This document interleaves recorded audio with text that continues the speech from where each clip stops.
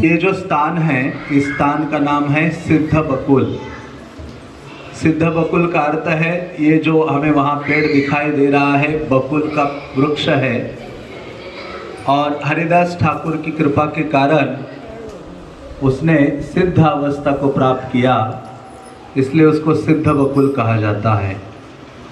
तो इस स्थान का वर्णन श्री चैतन्य चरितामृत में हमें प्राप्त होता है और कहा गया है कि जब श्री चैतन्य महाप्रभु ने संन्यास ग्रहण किया, संन्यास ग्रहण करने के पश्चात चैतन्य महाप्रभु भुवनेश्वर होते हुए, कल दंडभंगा हम गए थे, वहाँ से आए चैतन्य महाप्रभु और सीधा जगन्नाथ मंदिर में उन्होंने प्रवेश किया। प्रवेश करने के पश्चात चैतन्य महाप्रभु आज जगन्नाथ के सामने मूर्छित हो गए और जो पूरे जगन्नाथपुरी के जो आचार्य हैं सार्वभौम भट्टाचार्य, उन्होंने चैतन्य महाप्रभु को अपने घर में वो लेकर गए। घर में लेकर गए चैतन्य महाप्रभु को और चैतन्य महाप्रभु अपनी मूर्छित अवस्था से वापस आए।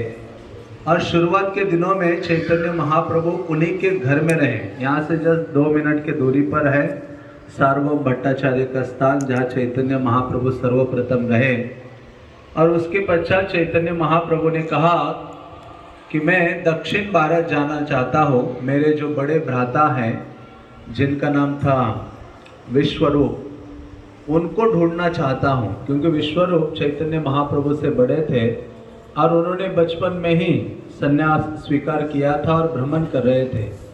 तो चैतन्य महाप्रभु उनके ढूंढने के लिए निकल पड़े यहाँ से जगन्नाथपुरी से। तो 2 साल उन्होंने दक्षिण भारत का भ्रमण किया और चैतन्य महाप्रभु पुनः वापस जगन्नाथपुरी में आए। तो जैसे ही वो आए तो यहाँ सार्वभौम भट्टाचार्य थे। उन्होंने कहा, राजा, उस समय राजा प्रताप रुद्र थे उड़ीसा के, उनको कहा कि चैतन्य महाप्रभु साक्षात कृष्ण है और वो महान सन्यासी हैं, उनके लिए रहने का स्थान हमें चाहिए। ऐसा स्थान हो जो मंदिर के नज़दीक भी होना चाहिए और एकांत में भी होना चाहिए। तो राजा प्रताप रुद्र ने कहा कि मेरे जो कुलगुरु है काशी मिश्र, उनका स्थान है, उसको कहते हैं काशी मिश्र आलय, वो स्थान चैतन्य महाप्रभु के लिए प्रदान किया, जिसको अभी गंभीरा कहा जाता है। तो चैतन्य महाप्रभु वहाँ गंभीरा में आते हैं, वहाँ निवास करते हैं और निवास करने के पश्चात सभी भक्त चैतन्य महाप्रभु को मिलने के लिए गंभीरा में आते हैं। चैतन्य महाप्रभु लगभग 18 साल उसी स्थान में निवास किए। इसके बाद हम वहाँ केवल दर्शन के लिए जाएंगे, लेकिन उसकी चर्चा मैं यहाँ ही कर रहा हूँ। तो गंभीरा में चैतन्य महाप्रभु ने निवास किया। कई जगहों से भक्त आते थे चैतन्य महाप्रभु को मिलने के लिए, बंगाल से, उड़ीसा से, सभी लोग वहाँ आकर महाप्रभु से मिलते थे। और एक बार, पहली बार नवद्वीप मायापुर से भक्तों का एक ग्रुप आया और वो सारा ग्रुप चैतन्य महाप्रभु से मिल रहा था। लेकिन चैतन्य महाप्रभु सबसे मिले और अचानक चैतन्य महाप्रभु ने पूछा, क्या हरिदास ठाकुर नहीं आए हैं? तो किसी ने कहा, है प्रभु देखो हरिदास ठाकुर इधर सामने ही हैं, जो बड़ा रोड जहाँ हम रहे हैं। कहते वहाँ, यहाँ से नजर आ रहा था कि वहाँ देखिए आप, उस दूर से बड़े उस रोड से ही आपको दंडवत प्रणाम कर रहे हैं। तो चैतन्य महाप्रभु गदगद हो गए और चैतन्य महाप्रभु ने सभी भक्तों को वहाँ छोड़ा, दौड़कर हरिदास ठाकुर के पास गए। हरिदास ठाकुर ये महान विभूति हैं, मतलब चैतन्य महाप्रभु हरि नाम को देने के लिए आए, लेकिन उन्होंने सारे जगत को यह हरि नाम हरिदास ठाकुर के माध्यम से प्रदान किया और ये सिखाया कि आपने पर्सनल लाइफ में, पर्सनल जीवन में हरि नाम का कैसे उच्चारण करना चाहिए, कितना गंभीरता से भगवान के नामों को व्यक्ति ने लेना चाहिए और दूसरों को भी कैसे वितरण करना चाहिए। तो इसलिए हरिदास ठाकुर को कहते हैं कि जिन्होंने स्वयं आचरण किया और दूसरों को भी उन्होंने क्या किया, सिखाया, आचार किया और प्रचार किया। इसलिए कहते हैं वही गुरु हो सकता है जो आचरण भी करता है और दूसरा प्रचार भी करता है। कहते नामेर करह दुई कार्य, हाँ, महाप्रभु कहते हैं कि आप तो ये दोनों कार्य करते हो स्वयं। कितना हरिनाम लेते थे हरिदास ठाकुर? 192 राउंड्स, 192 माला जप करते थे, 22 घंटे जप किया करते थे और निरंतर हरिनाम किया करते थे। 3 लाख नामों का जप किया करते थे हरिदास ठाकुर। और जो चैतन्य महाप्रभु उनसे बहुत प्रसन्न थे। महाप्रभु जब उनके पास गए, उनको आलिंगन किया, कहते मैं योग्य नहीं हूं आपके नजदीक आने के लिए। जिनकी जीवा में सतत कृष्ण नाम नृत्य करता है वो व्यक्ति इतना विनम्र हो जाता है कि वह, क्योंकि ये भक्ति क्या करती है, उन्नत भक्त के हृदय को और अधिक विनम्र बना देती है। उत्तम हैया अपना के माने अधम, उत्तम होकर भी अपने आप को छोटा मानता है, अधम मानता है। तो इस प्रकार से हरिदास ठाकुर को महाप्रभु लेकर आते हैं और कहते हैं कि बताओ हरिदास आपके लिए क्या करूं। हरिदास ठाकुर कहते प्रभु आपके बिना मेरा जीवन व्यर्थ है, आप मुझे कोई स्थान आपके चरणों में प्रदान कीजिए, बस उतना ही चाहिए मुझे। तो चैतन्य महाप्रभु को तो उस निवास स्थान प्रदान किया था गंभीरा काशी मिश्र का आलय, और ये भी गार्डन हुआ करता था। उसी महाप्रभु का जो स्थान है उसी का ये भाग था गार्डन, जहां चैतन्य महाप्रभु ने कहा मेरे ही जहां मैं रह रहा हूं उसी के साथ गार्डन है, उसी में तुम्हारे लिए कुटिया बना देता हूं, तुम निरंतर वहां बैठकर क्या करो, हरे कृष्णा कृष्णा कृष्णा हरे हरे, हरे राम राम राम हरे। उनको कहा कि आप हरिनाम का उच्चारण करो। तो हरिदास ठाकुर इसी स्थान में, ये उनका स्थल है जहाँ बैठकर वो निरंतर हरिनाम का जप किया करते थे हरिदास ठाकुर।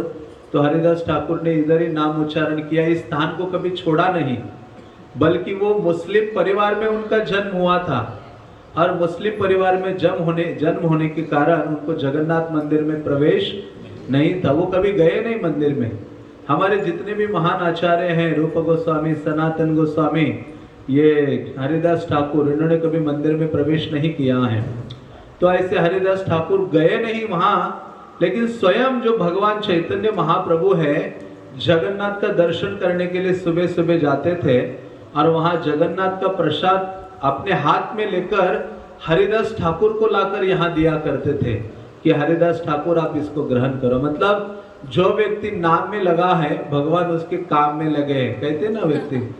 मतलब कई बार हम अपनी चिंता बहुत करते रहते हैं, लेकिन हम भजन और भगवान की चिंता करेंगे तो भगवान हमारी चिंता करते हैं। योगक्षेम वहाम्यहम्, गीता में कृष्ण कहते हैं अनन्या चिंतयन्तो माम ये जना पर्युपासते। जो व्यक्ति अनन्य भावना से मेरी भक्ति करता है उस व्यक्ति की जो आवश्यकता है मैं पूरी करता हूँ और उसके पास जो है उसकी रक्षा मैं करता हूँ, कृष्ण कहते हैं। तो उसी प्रकार से हरिदास ठाकुर हैं जिन्होंने हरिनाम को कभी छोड़ा नहीं, हरिनाम को निरंतर लेते रहे। और एक बार उनकी बहुत आयु हो गई थी और वो बीमार हो गए थे, फिर भी वो हरिनाम ले रहे थे। उस दिन चैतन्य महाप्रभु आए नहीं, उन्होंने अपने सेवक गोविंद को भेजा कि आप हरिदास ठाकुर के लिए प्रसाद लेके जाओ। तो वो प्रसाद लेकर यहाँ आए तो हरिदास ठाकुर ऐसे लेटे हुए हैं और अपनी माला जप कर रहे हैं। तो जैसे गोविंद के हाथों में जगन्नाथ प्रसाद देखा वो उठ गए और कहा कि ये तो आपने जगन्नाथ का प्रसाद लाए हो, इसका मैं अनादर नहीं कर सकता। तो जगन्नाथ प्रसाद को उन्होंने प्रणाम किया, थोड़ा सा लिया और अपने मुंह में डाला। और गोविंद ने कहा कि आप क्यों नहीं उठ के बैठ रहे हो? कहते हैं कि मेरा स्वास्थ्य ठीक नहीं है, निरंतर नाम ले रहे थे। तो दूसरे दिन चैतन्य महाप्रभु आए, उनको पता चला हरिदास ठाकुर इस स्थिति में है और आए चैतन्य महाप्रभु। कहते हरिदास हाँ क्या हो गया तुम्हें? कहते हैं मेरा शरीर ठीक है लेकिन मेरा मन ठीक नहीं है। तुमको क्या बीमारी है? तो कहते मेरी बीमारी है कि मेरी माला पूरी नहीं होती जो मैंने व्रत लिया है। और कितना व्रत था? 192 माला, 192 राउंड्स। हाँ तो हमारी 16 माला में 16 पहाड़, हाँ बड़े बड़े गिरी पार करने की। एक माला हो जाती है तो माउंट एवरेस्ट हमने हासिल किया, ऐसी स्थिति होती कभी कभी। लेकिन हरिदास ठाकुर कहते मेरी मालाएं पूरी नहीं हो रही है। तो प्रभुपाद कहते जिस भक्त की माला पूरी नहीं होती 16 दिन जो नहीं करता है उसका अर्थ है उसका भक्तिमय जीवन बीमारी की अवस्था से गुजर रहा है। प्रभुपाद ऐसा कहते हैं। इसलिए प्रभुपाद कहते थे जो जप माला है तुम फास्टिंग करो, लेकिन जप माला को फास्टिंग में मत रखो। मतलब माला कभी फास्टिंग में नहीं जानी चाहिए, उसके ऊपर 16 मालाओं का जप होना चाहिए। जैसे कई बार होता है हम जप करते हैं और जब हो गया या कभी नहीं भी हो गया एक जगह रख देते हैं। जब दूसरे दिन सुबह स्नान करके तिलक लगाने के बाद जप करने का समय आता है तो ढूंढते हैं जप माला कहाँ है, मतलब उसका ध्यान ही नहीं रहता। जैसे एक बार श्रील प्रभुपाद जा रहे थे, एक दीवार में एक माला लटक रही थी। जाते समय उन्होंने देखा और आते समय देखा अच्छा माला उधर ही लटक रही है। प्रभुपाद ने कहा whose bead bag is crying, हाँ किसकी बीड बैग वहां रो रही है। मतलब जैसे हम मोबाइल अपने साथ ही रखते हैं ना, हमेशा जहां जाए, बाथरूम में भी जाए तो वहां भी रखते हैं लोग। तो हरि नाम ये जो जप माला है ये सदैव यहाँ छाती में लगा के रखो यहाँ, इसलिए उसका स्थान यहाँ दिया गया है। तो उस प्रकार से कहने का तात्पर्य है जप माला को फास्टिंग में मत चढ़ाओ, आप फास्टिंग करो। तो हरिदास ठाकुर के पास महाप्रभु आए और उन्होंने कहा क्या तुम्हारी बीमारी है? मेरी माला पूरी नहीं हुई। महाप्रभु कहते अरे तुम्हें इतना जप करने की तो तुम्हारे जैसे उन्नत भक्त को आवश्यकता ही नहीं है। तुम्हारे जीवा पर सदैव कृष्ण नाम डांस करता है, नृत्य करता है, तुम एक क्षण के लिए कृष्ण को भूलते नहीं हो। तो वो कहते नहीं, महाप्रभु ने कहा तुम तो सिद्ध भक्त हो। तो लेकिन इतने विनम्र थे। और एक भी चीज ये हो गई थी कि उनको आभास हो गया था हरिदास ठाकुर को कि अभी कुछ ही महीनों में या कुछ ही दिनों में चैतन्य महाप्रभु इस जगत से अप्रकट होने वाले हैं, अपनी सारी लीला का संवरण करके निकलने वाले हैं। इसलिए वो कहते महाप्रभु चले जाएंगे ना तो मैं वो वियोग सहन नहीं कर सकता, सेपरेशन, मैं मर जाऊंगा महाप्रभु के बिना। इसलिए वो कहते मैं पहले स्वयं इस जगत से जाना चाहता हूँ, चैतन्य महाप्रभु जाने से पहले पूर्व। तो महाप्रभु को प्रार्थना करते हैं प्रभु मेरे ऊपर कृपा कीजिए, हाँ मैं इस जगत से पलायन करना चाहता हूँ। तो कहते चैतन्य महाप्रभु सुन के दुखी हो गए। कहते हैं कृष्ण ने मुझे तुम्हारे जैसा एक भक्त दिया है और तुम ही मेरे जीवन से दूर हो जाओगे तो मैं बहुत दुखी हो जाऊंगा। हम कहते हैं हरिदास ठाकुर रत्न शून्य हैल मेदिनी, महाप्रभु के वाक्य है। महाप्रभु कहते जो पृथ्वी देवी हैं वो रत्न से विहीन हो जाएंगे। मतलब डिवोटीज क्या है? ज्वेल्स है। इस पृथ्वी को आनंद कब होता है? जब भगवान के भक्त इसके ऊपर नृत्य करते हैं, हरि नाम का उच्चारण करते हुए नाचते हैं। और जो भक्तगण इस पृथ्वी में चलते हैं तो पृथ्वी को दिव्य आनंद की अनुभूति होती है। जो आसुरी लोग चलते तो वो दुखी हो जाती है। तो उस प्रकार से चैतन्य महाप्रभु ने कहा हरिदास तुम्हारे बिना कैसे मैं रह सकता हूँ। हरिदास ठाकुर कहते प्रभु मैं तो एक छोटा सा भक्त हूँ। जैसे इस संसार में कितनी चींटियां होती हैं, उसमें से एक चींटी मर जाए तो किसको फर्क पड़ता है? अभी हम यहाँ बैठे नाचे, कई चींटियां चली गई होगी धाम, हाँ तो हमें तो किसी को कुछ फर्क पड़ा है? हरिदास ठाकुर अपनी तुलना किससे करते हैं? हाँ पिप्पलिका, उसको बंगला में कहते हैं। हाँ कहते एक चींटी मर जाए तो उससे क्या फर्क पड़ता है? तो मैं वैसे ही हूँ। आपके पास तो बड़े बड़े भक्त हैं, मैं तो सारे भक्तों में भी बहुत निम्न निकृष्ट और छोटा हूँ। तो ऐसी विनम्रता जब महाप्रभु ने सुनी बहुत गदगद हो गए। उन्होंने कहा हे प्रभु मेरी तो एक ही वांछा है कि मैं अपने देह को यहाँ आपके चरणों में त्यागना चाहता हूँ और मृत्यु के समय में आपका जो नाम है ना, मैं अपने जीवा से श्री कृष्ण चैतन्य का उच्चारण करके इस जगत से जाना चाहता हूँ और अपने दोनों आंखों से आपका मुख कमल दर्शन करना चाहता हूँ और आपके चरण कमलों को अपने हृदय में धारण करना चाहता हूँ। यही मेरी इच्छा है, इसकी पूर्ति कीजिए। चैतन्य महाप्रभु कहते हैं कृष्ण इस इच्छा को क्या करेंगे? निश्चित रूप से पूर्ति करेंगे।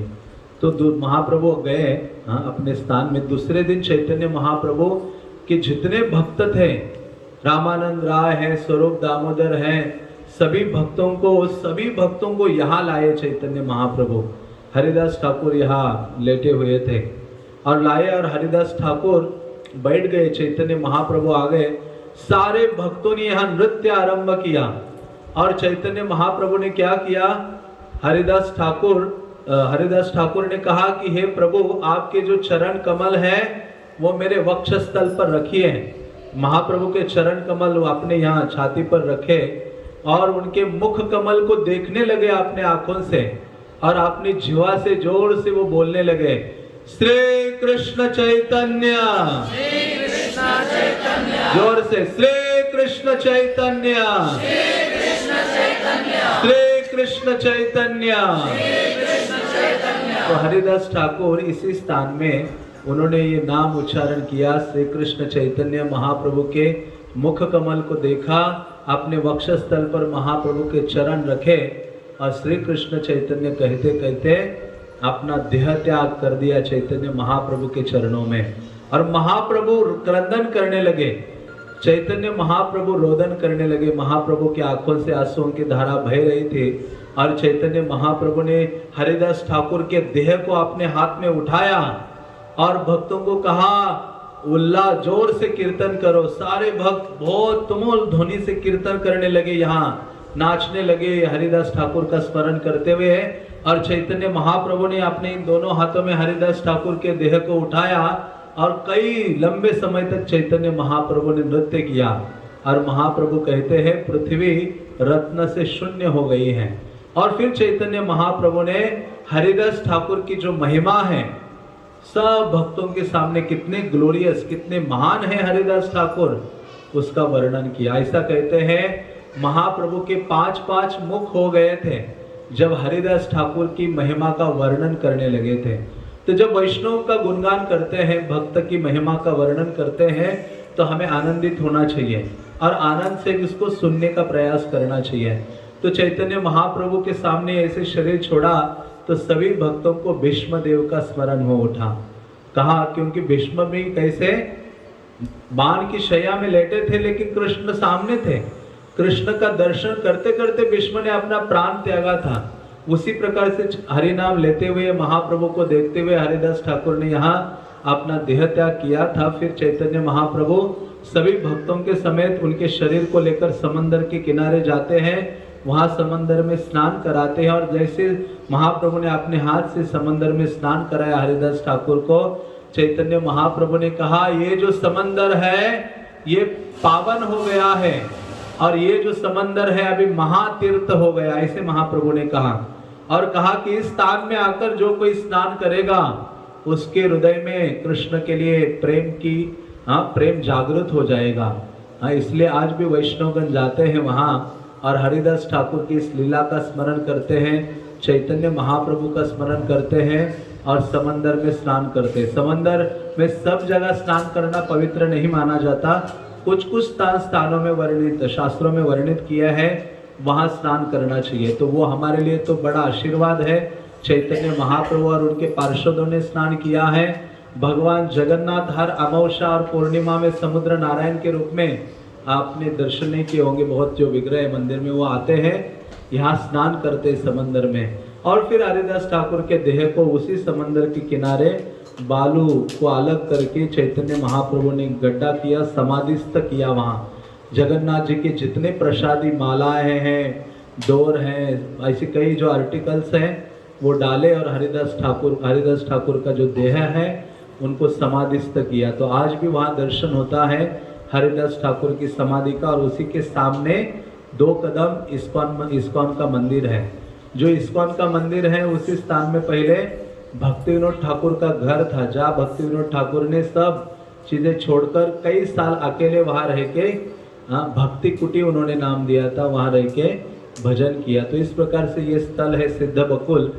सिद्ध बकुल इसलिए भी कहते हैं कि एक दिन चैतन्य महाप्रभु जगन्नाथ का दर्शन करने के लिए गए, तो जो पुजारी है, महाप्रभु आए तो कुछ ना कुछ उनको देते थे, जगन्नाथ का माला देते थे। तो एक दिन क्या किया उन्होंने, जो जगन्नाथ का टूथब्रश है, मतलब दातुन है, दातुन, ये बकुल वैसे कुंभाटुया एक दूसरा वृक्ष है, उसके 3 दातुन रखे जाते हैं जगन्नाथ बलदेव सुभद्रा के लिए।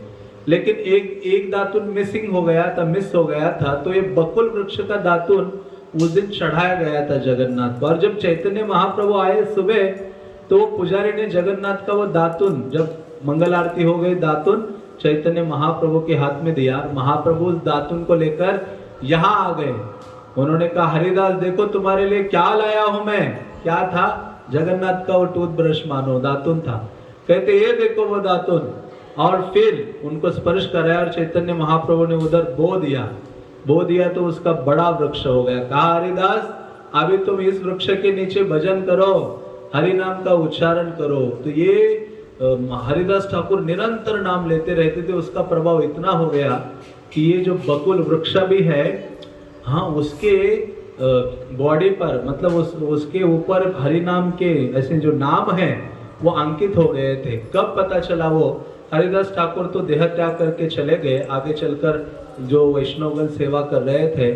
तो कुछ सालों के बाद जब जगन्नाथ का रथ बन रहा था तो कुछ लकड़ी कम पड़ गई। तो राजा ने कहा कि आसपास के पेड़ों की लकड़ी ले लो। तो राजा के सेवकगण आए, अच्छा यहाँ तो बड़ा वृक्ष था बकुल का ऊंचा। आए, कहते नहीं ये जो वृक्ष है इसको हम तोड़ेंगे और जगन्नाथ की उस सेवा में यूज करेंगे रथ के। तो ये सेवकों ने कहा, नहीं महाप्रभु ने स्वयं इसको लगाया है, हरिदास ठाकुर ने यहाँ इसके नीचे जप किया है, ये महान वृक्ष है, इसको मत ले जाइए। लेकिन उन लोगों ने माना नहीं। कहते कल सुबह आकर हम इसको तोड़कर ले जाएंगे। जैसे बोल के चले गए और कल सुबह आए तो क्या देखते, यहाँ वो जो वृक्ष है वो अंदर से अपने आप खोखला हो गया और उसकी जो ऊपर का कैसे छाल, हाँ जो छाल है वही रह गए थे। और फिर उस छाल के ऊपर भी क्या आया था, ये जो हरे कृष्ण महामंत्र अंकित था। तो सब आश्चर्यचकित हो गए। तो उस पुराने वृक्ष के कुछ जो रेमनेंट्स हैं, कुछ चीज थोड़ा सा आप अंदर देखेंगे यहाँ, हाँ, जहाँ चैतन्य महाप्रभु हरिदास ठाकुर बैठ के जप कर रहे हैं। और बाद में उसी का ही कुछ वो लगाया और ये बात का वृक्ष यहाँ आया। तो ये भी उनसे अभिन्न वृक्ष है क्योंकि उसी वृक्ष का है। तो ये सिद्ध बकुल है क्योंकि ये वृक्ष होने के बावजूद भी हरि नाम को उन्होंने श्रवण किया था और अपनी जो सिद्धता है वो प्राप्त की थी। इसी कारण से इसको सिद्ध बकुल कहते हैं। तो जो भी भक्त आते हैं इसको अपना स्पर्श करते हैं, प्रार्थना करते हैं कि हे सिद्ध बकुल, आप वृक्ष होने के बावजूद भी अपने हरि नाम को बहुत गंभीरता से लिया है, और तो आप कृपा कीजिए कि मुझे भी क्या है, इस हरि नाम के प्रति बिल्कुल आकर्षण नहीं है, थोड़ा सा जप करने के प्रति मेरा आकर्षण वृद्धिंगत हो जाए या बढ़ जाए, ऐसी प्रार्थना कर सकते हैं।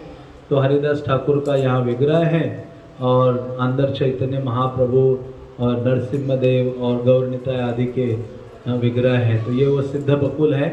तो हम अभी यहाँ दर्शन करके, दर्शन तो हो ही गया है आपका, तो प्रणाम करके तो प्रयास कीजिए जितना फास्ट चल सके। यहाँ से 5 मिनट चलना है हमें। वहाँ चैतन्य महाप्रभु जहाँ निवास करते थे, सिद्ध गंभीरा मीन्स घर के अंदर जा जाके एक छोटा सा कमरा, उसको गंभीरा कहते हैं, भक्तिविनोद ठाकुर ने कहा है। तो चैतन्य महाप्रभु एक छोटे से कमरे में रहते थे जहाँ जिसमें केवल सोने की जगह हो, एक व्यक्ति बैठ सकता है और सो सकता है। वो छोटे से स्थान में चैतन्य महाप्रभु रहे और उन्होंने कृष्ण के प्रति विरह की भावना को बहुत अधिक आस्वादन किया। उस जो काशी मिश्र का घर था उसमें कई दरवाजे थे। चैतन्य महाप्रभु कृष्ण के लिए इतने उन्मत्त हो जाते थे कि रात्रि में उस स्थान को छोड़कर गायब हो जाते थे। सारे दरवाजे भी बंद कर लो तो भी चैतन्य महाप्रभु किसी छेद से निकल के चले जाते थे। और कहाँ मिलते थे? सिंहद्वार के सामने वहां मिलते थे और सारे गायों के बीच में पड़े रहते थे। उनके सारे जो जॉइंट्स है ना बॉडी के, वो ऐसे अलग अलग होते थे। महाभाव का प्रकाश, मतलब बहुत दिव्य जगन्नाथ के प्रति या कृष्ण के प्रति भाव को उन्होंने प्रकट किया चैतन्य महाप्रभु ने, और गंभीरा में ही उन्होंने उसका आस्वादन किया। उसी में काशीश्वर पंडित, गोविंद, स्वरूप दामोदर, रामानंद राय, ये सभी भक्तगण चैतन्य महाप्रभु की सेवा करने के लिए नियुक्त रहते थे। तो ऐसा ये गंभीरा स्थान है। उसी में आप अब जाएंगे अभी तो वहाँ विग्रह है श्री श्री राधा कांत। ये राधा कांत विग्रह जिनकी पूजा काशी मिश्र करते थे, उसके बाद चैतन्य महाप्रभु और बाकी गोपाल गुरु नाम के वैष्णव किया करते थे। क्योंकि जब चैतन्य महाप्रभु रहते थे तो एक छोटा सा बच्चा उनके साथ रहा करता था। उन सभी बहुत सारे भक्त थे। तो वो इतना हरि नाम के प्रति आकृष्ट था कि एक व्यक्ति मल त्याग करने के लिए गया और उनका जो जीभ है वो रुकती नहीं थी, मतलब वो स्टॉप हो जाए कि अभी तुम जब नहीं करो, वो दांत में पकड़ के रखते थे और हमारी जीभ हिलती नहीं है। हाँ, उनकी तो पकड़ के रखनी पड़ती थी, वो कृष्ण कृष्ण बोलते रहते थे। तो वो जब गए अपना नेचर का कॉल अटेंड करने के लिए, छोटा सा बालक था, उन्होंने दूर से देखा, अच्छा तुम तो दांत में जीभ को पकड़े हो। कहते अरे हरि नाम तो सभी जगह लेना चाहिए और सब समय लेना चाहिए, कीर्तनीय सदा हरि। हाँ, कभी भी मृत्यु आ सकती है, नेचर का कॉल अटेंड करते करते भी व्यक्ति मर सकता है। ये जब बात चैतन्य महाप्रभु को पता चले कि छोटा सा बालक है लेकिन इतना दिव्य ज्ञान कह रहा है, नाम की महिमा, कहते नाम हर स्थान में हर समय लेना चाहिए। तो चैतन्य महाप्रभु ने कहा, उनका नाम गोपाल था, कहते तुम अभी गोपाल नहीं हो, तुम्हारा असली नाम क्या होगा, गोपाल गुरु, क्योंकि गुरु से भी बढ़कर तुमने ये वचन कहे हैं।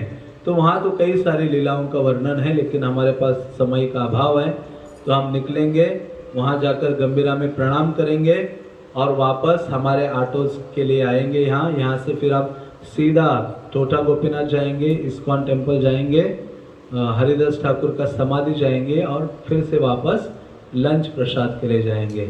हरे कृष्णा कृष्णा कृष्णा हरे हरे, हरे राम राम राम